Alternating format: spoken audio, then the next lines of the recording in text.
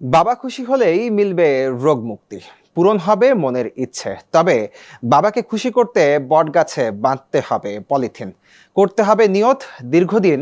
এমন নিয়ম অনুসরণ করে রোগ মুক্তি ও মনের ইচ্ছা পূরণে মানুষ বটগাছে বাঁধছেন পলিথিন। অনেকে বিশ্বাস করেন তাদের সমস্যার সমাধান বাবা করে দিয়েছেন।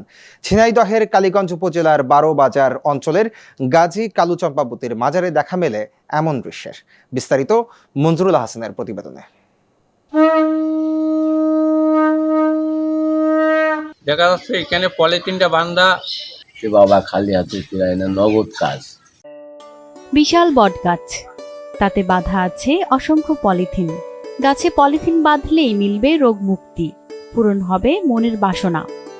দেখা যাচ্ছে এখানে পলিথিনটা বান্ধা মানুষের মাথায় জ্বালা, শিরায় জ্বালা, অনেকের দেখা যাচ্ছে বাচ্চা কাচ্চা হয় না। যে আল্লাহ মালিক বাবা গাজী কালু মা চম্পাবতী 12 পীর 12 আউলিয়া, তাদের নামের গুণে আমার এই সন্তান আসলে কেউ ছাগল মানতি করে, কেউ মনে করেন যে মুরগি মানতি করে। ঝিনাইদহের কালীগঞ্জ উপজেলার 12 বাজার অঞ্চলের বাদুগাছা গ্রামে প্রবেশ করলে দেখা মিলবে গাজী কালু চম্পাবতীর মাজার। কথিত আছে, ঐতিহ্যবাহী প্রসিদ্ধ এই স্থানে এক সময় শাহ সেকেন্দারের পুত্র পরখান গাজী তার স্ত্রী চম্পাবতী ও তাদের পালক পুত্র কালু থাকতেন।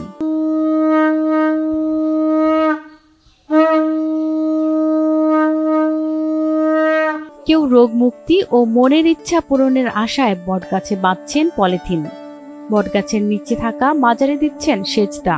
অনেকে আবার দাবি করছেন তাদের ইচ্ছা পূরণ হয়েছে, যে কারণে মুরগি দিতে এসেছেন এখানে। আমাকে একটা পূরণ হয়েছে, তাই আমি দিতে কি দিলাম দুটো মুরগি, মানে মোরগে বাচ্চা। এটা নিয়ে ছিল, এটাই নিয়েছি। মা ছিল না, আল্লাহ করেছিল, আমরা এনে দোয়া দিয়ে তাই ওই কারণে আপনার নিয়ত করছেন যে মুরগি দিবেন। হ্যাঁ, মুরগি দেবো, মুরগি। এখানকার খাদেমরা দাবি করছেন বটগাছে পলিথিন বাঁধলে রোগ মুক্তি মিলবে। এখানে যে যা মানসা করে মন থেকে যদি কিছু চাই, সে বাবা খালি হাতে ফিরায় না, নগদ কাজ। তা আপনারা আসবেন, যে যেখানেই থাকেন বাবার দরবারে আসবেন। উপকার না হলে মানুষ তো আসবে না। এত কিছু ছাগল মাগল রান্না বাড়া সব ইত্যাদি এখানে করে সবাই খাওয়াই দাওয়ায় তারা তারপরে আবার তারা নতুন করে আসে, আবার এখানে ইচ্ছা পূর্ণ করে। মানুষের বিশ্বাসকে পুঁজি করে এমন কর্মকাণ্ড চলছে দীর্ঘদিন। মনে করেন এখানে ভালোই মানুষজন আসা যাওয়া করে, চলাফেরা করে। আমি আসি বহুত দিন, কি দেখি 20 টাকা নিয়েছি, তাই দিয়েছি।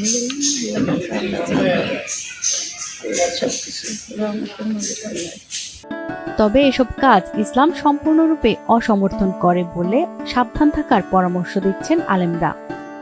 গাছের তাবিজ বান্ধা, গাছে ইট ঝুলানো, এটা আল্লাহর সাথে শিরক করা হয়।